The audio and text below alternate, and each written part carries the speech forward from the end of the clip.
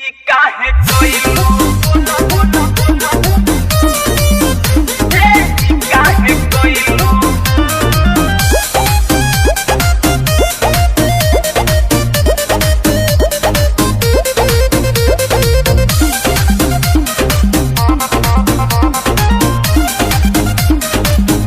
हमर नया नया गवना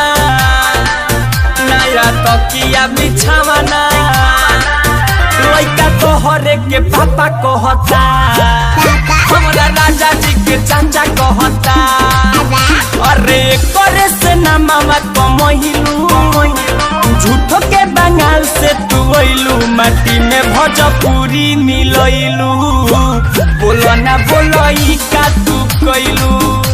माटी में भोजपुरी मिलइलू बोलो ना बोलई का तू कइलू बोलो ना बोलो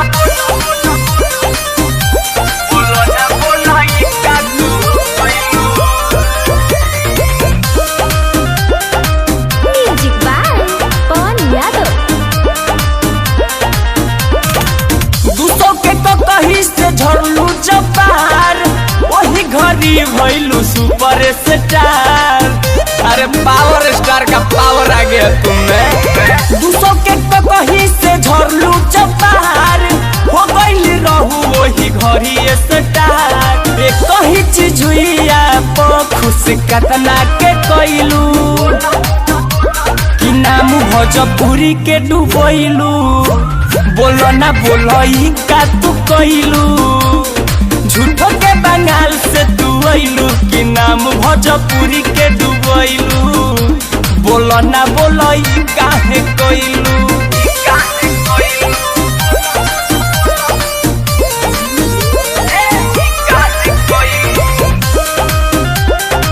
म्यूजिक बाय पवन यादव। कहत रहू राजा जाइना बहरिया कांड करे लगलू घर के भीतरिया की बताओ भरोसे न उठैलू कहत रहू राजा जाइना बहरिया कांड करे लगलू घर के भीतरिया हमरा ससुर जी के खूबे पढ़ैलू तू तो ट्रैक्टर के ड्राइवर बनैलू कि नाम भोजपुरी के डूबैलू बोलो ना बोलई का तू कइलू कि नाम भोजपुरी के डूबैलू बोलो ना बोलो ऐसन काहे कइलू।